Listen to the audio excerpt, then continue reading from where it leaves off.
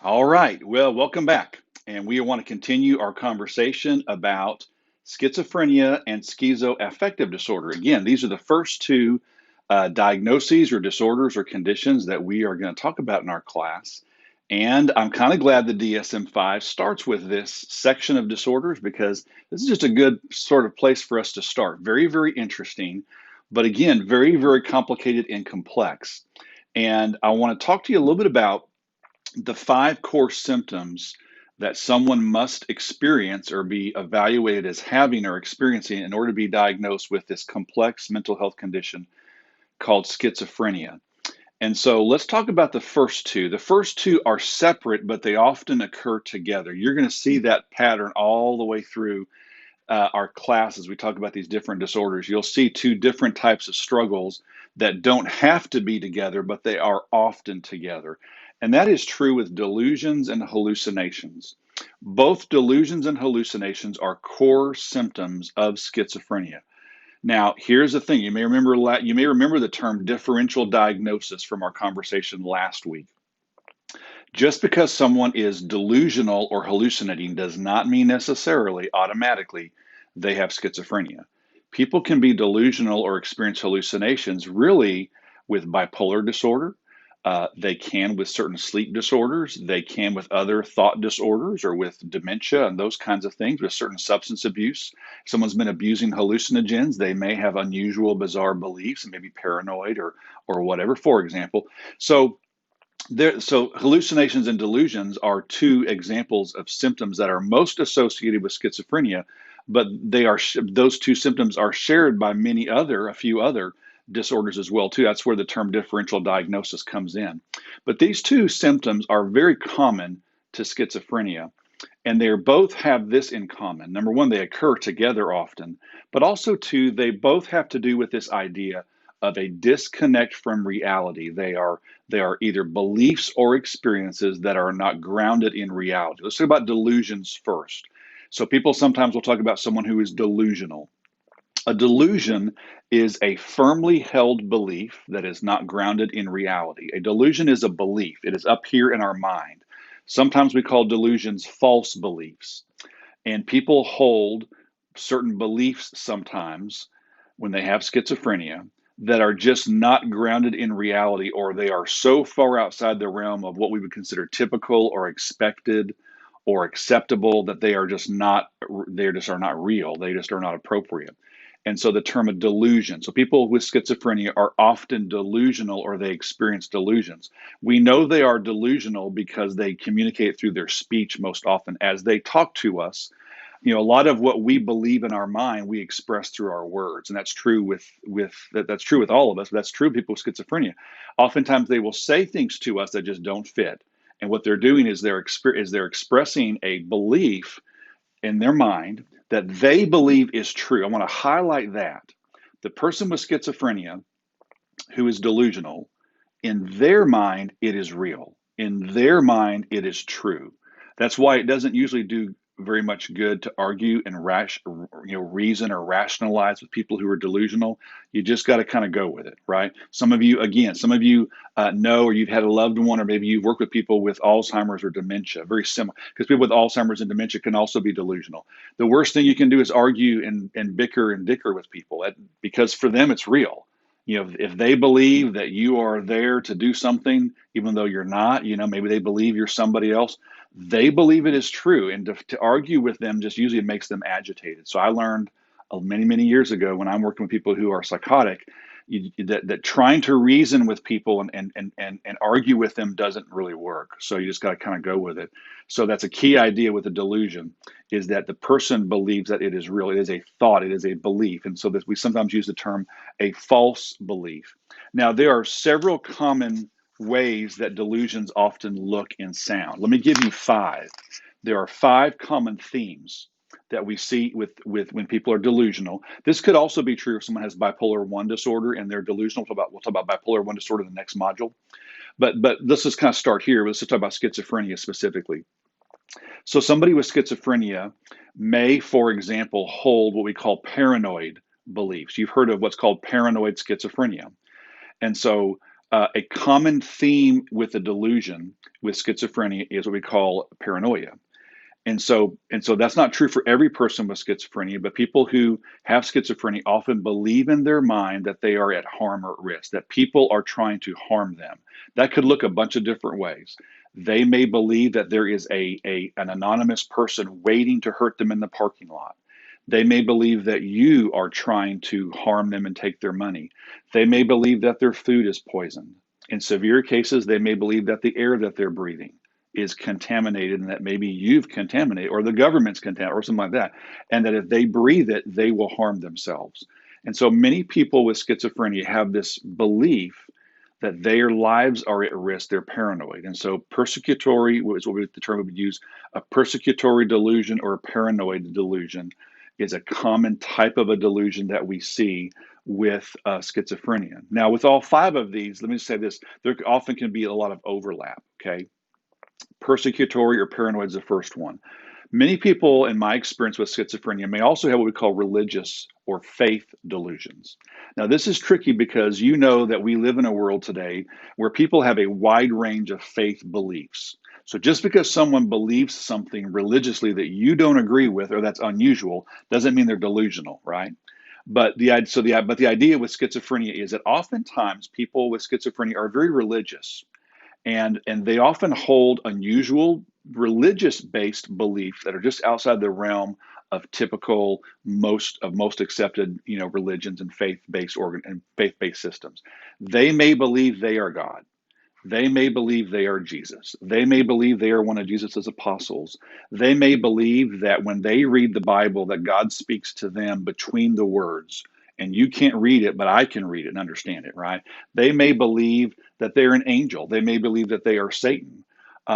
They may hold often in my experience, many people with schizophrenia are very religious. Now, there's nothing wrong with that. But many oftentimes have unusual beliefs. Many years ago, when I was doing an evaluation in a mental health clinic, a young man was brought in. He was carrying a huge Bible under his arm.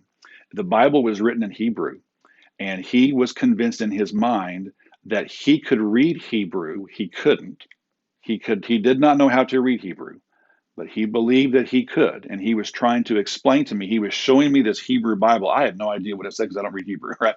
But he was trying, he was showing me the Bible, and he was saying, "See here," and he kept saying he was in the Scriptures. See, that's where I am, right here. This is me, right here, right? And I said, "Where are you?" "I'm right here." I said, "Well, tell me what. I can't read Hebrew." I said, "Can you read Hebrew?" And I could tell. He said, "Oh yeah." And he couldn't read Hebrew. But he was convinced in his mind that he was kind of a religious being, that he had this unusual, bizarre revelation from God, and that he could even read Hebrew, and that he was in the Bible, that God had put him in the Bible, only he could see it. It's not uncommon at all for people with schizophrenia to have religious-based delusions. Another common theme is what we call government-based.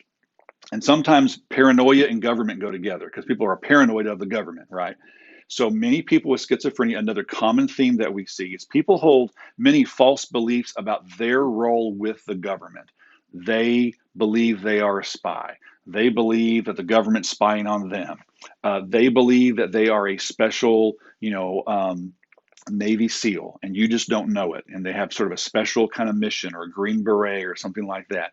They may be convinced that they have a special relationship with the president, and all I have to do is call him, and he'll answer my call or whatever it may be.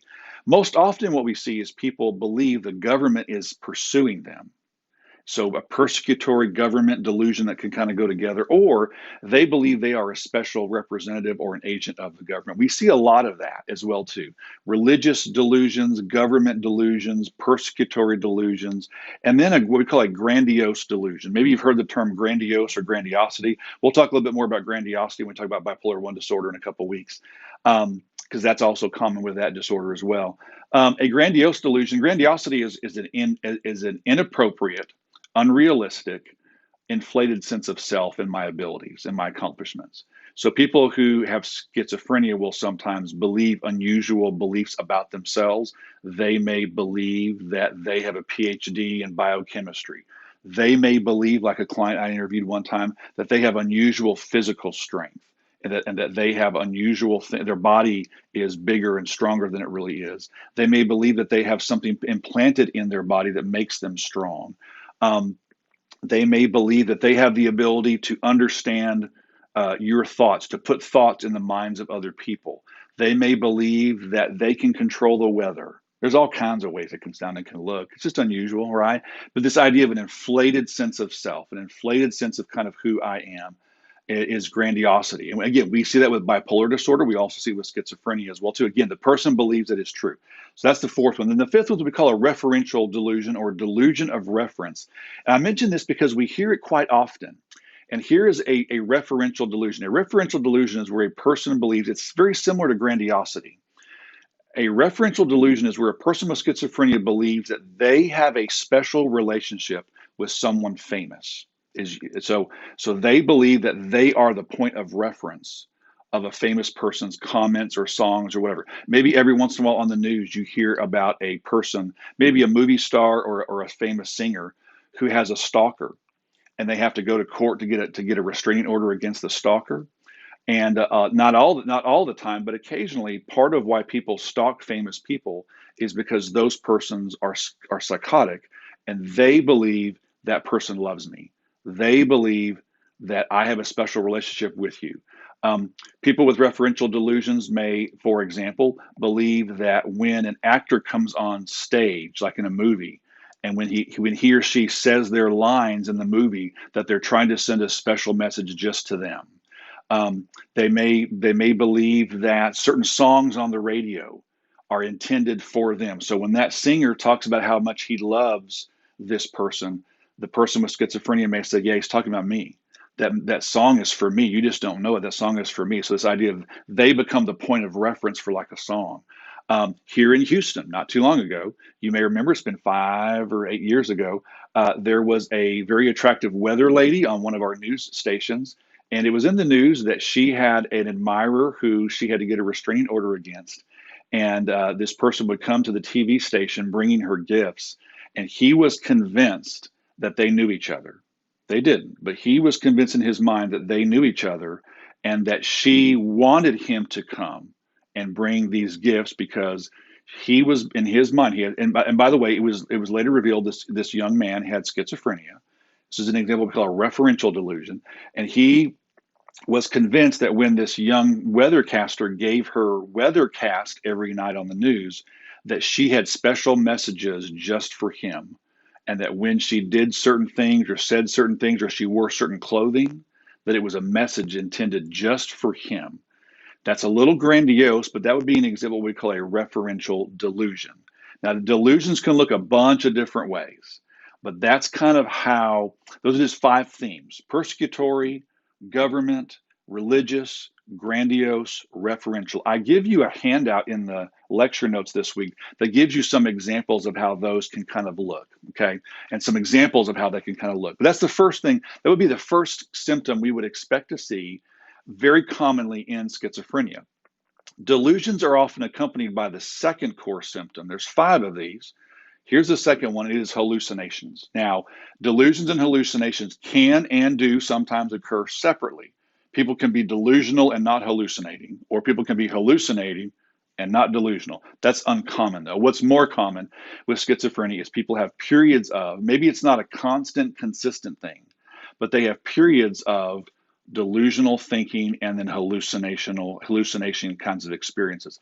A hallucination is a sensory experience that is not grounded in reality. A delusion is a belief or a thought not grounded in reality. A hallucination is a sensory experience not grounded in reality.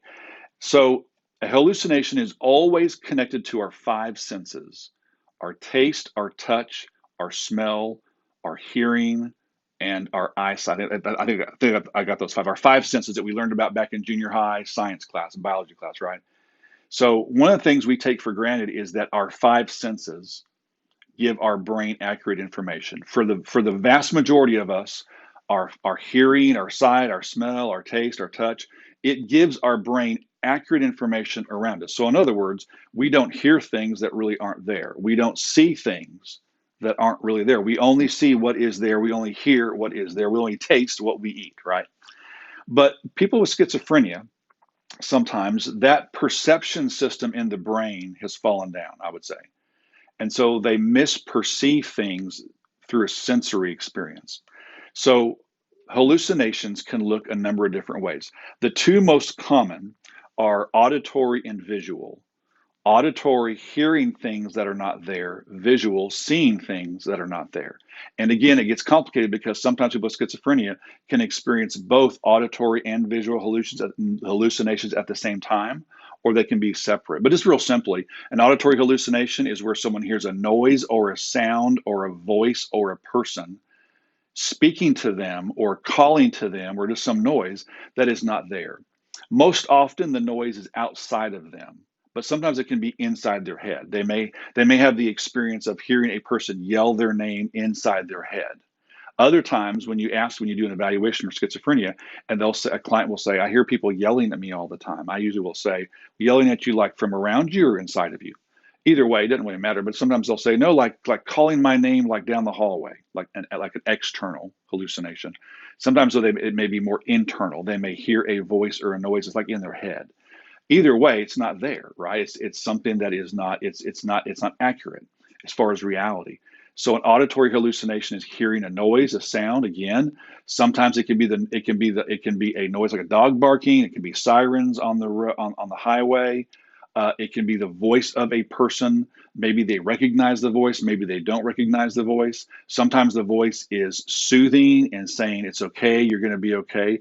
Other times the voice can be very challenging and can be demanding and can be yelling at them or calling them names. It kind of just depends, and it varies from person to person. But an auditory hallucination is hearing something that is not there, often paired with a visual hallucination. Visual hallucination is just seeing something that is not there. And again, that can look a bunch of different ways. Visual hallucinations can be seeing a person, seeing part of a person. It could be seeing something written on the wall. It could be seeing a figure off in the distance. It's seeing something that is not there. Hearing something, auditory hallucination. Seeing something, visual hallucination. Those two are the most common types of hallucinations that we see. Now, we have three other senses. We have our touch, our taste, and our smell. And there is something called an olfactory hallucination, which is more our sense of smell. So people sometimes with schizophrenia will smell something burning, there's nothing burning. Or they'll smell something cooking, and they'll say, hey, you smell that? Someone's cooking bacon and eggs. And you're sitting in the car driving down the freeway, and you're like, what are you talking about? And they say, well, yeah, I can smell, boy, it smells good. And you realize, well, they're smelling something that's not really there. That's called an olfactory hallucination. A taste hallucination is where someone tastes something in their mouth as if they have eaten it, but it's not, but they haven't eaten it. So sometimes people can get a bitter taste in their mouth for all kinds of reasons. But if people with schizophrenia sometimes can have like these persistent experiences where they taste something in their mouth as if they've eaten it, but it's a hallucination. We call that a taste hallucination. And then a tactile hallucination means touch. So people sometimes, even with certain substance abuse conditions, may feel as if a bug is crawling on them. They may have this sensation of someone is scratching their arm or someone is choking them. People are not choking them or scratching them. Nothing is crawling on them, but they experience the sensation of it. And sometimes they may even see a bug on their arm, a visual hallucination, and they can feel it on their skin as well too, and it's just not there. So again, all of those are examples of hallucinations. And again, all of them are those types of problems often occur together, hallucinations and delusions. Let me give you an example of that. A person with schizophrenia may see a person standing off in the distance, a person who's not there, a visual hallucination. And when they see that person, they may become convinced in their mind, this is the delusion, they become convinced in their mind that person's trying to harm them, a persecutory delusion. So there's both a hallucination, seeing someone who's not there, and then there comes the belief. Someone may hear someone yelling at them, an auditory hallucination. Someone's not yelling at them, but they perceive someone yelling their name. It's an auditory hallucination. When you ask them, well, what does that mean? What is that? They say, well, that's the Apostle Paul from the dead calling me out from the grave, telling me that I am his successor, a religious delusion. right? That's the belief. That's the unusual, inappropriate, unrealistic, out of reality belief. So sometimes hallucinations and delusions go together. They don't have to, but they often do. I also want to say this again, just before we kind of wrap up this little portion of our video. Again, it's important to remember that the person who is hallucinating and delusional, they experience these experiences as real. For them, they are real. Okay, so that's an important piece. Again, they oftentimes occur together. Hallucinations oftentimes occur together. They don't have to, but they often do. At times, they can be frightening experiences. If you watch the movie The Soloist, especially, I mentioned the movie The Soloist in the first little mini video, you'll see that when Nathaniel Ayers, Jamie Foxx portrays a real person named Nathaniel Ayers, Nathaniel begins to hallucinate and have delusions when he's a teenager. And the movie really depicts well that when that begins in his life, he doesn't understand what's happening. He's seeing unusual things and he's hearing voices yelling at him, and he's terrified and he's really afraid. Now, that's not always the case, but sometimes it's important to keep in mind that with schizophrenia, that the experience of delusions and hallucinations can be terrifying. Hey, if you felt someone was trying to harm you today, you'd be worried, right? If you were convinced in your mind that when you got up this morning that there is a person outside your window, outside your home, waiting to come in and harm you, even though there's not, if you believe there was, you would be terrified. Well, that's true for the person with schizophrenia. If they drive to work and they perceive and believe the person who pulled in the parking lot behind them was following them, the person wasn't. The person was just a random person coming to work behind them. But if they believe that the person really was following them and plans to harm them and is spying on them, they're not going to say, oh, no big deal. No, they're going to be worried and terrified. So oftentimes that's where the agitation with schizophrenia comes from. I mentioned to you in the first video the gentleman that I had to calm down, one of the very first persons I had to interview who was psychotic. And he believed in his mind that I was a person of danger to him. He did not know who I was. And he did not know why he was there. In his mind, he believed I was there to harm him. So naturally, he would not talk to me, and he was agitated. And I had to use my counseling and skills to calm him down and help try to convince him, not through my words, but through my actions, that he did not need to fear me. He still feared me. By the end of the interview, after about a 25-minute long and winding and stressful interview, I finally had to wrap up my interview with him. He still was convinced that I was there to do harm to him. I wasn't, but he believed I was. He believed I was some unusual person sent there by some other person, right? And so he was agitated. So sometimes we kind of look down and we get kind of paranoid a little bit ourselves if someone with schizophrenia is kind of agitated or whatever. Well, a lot of times it's because of their disconnect from reality. It's just natural. So I want to kind of raise your level of understanding and empathy with people with schizophrenia a little bit if I can. Okay, so there's 5 core symptoms of schizophrenia. We've talked about 2. Hallucinations and delusions. You've got that. Look at your lecture notes for some more information. Look at your PowerPoint presentation for some more information. I want you to come back to the next video, and we're going to talk about the last 3 symptoms: disorganized speech, disorganized behavior, and negative symptoms. That'll give us our 5 core symptoms of schizophrenia. All right, come back next time. See you then.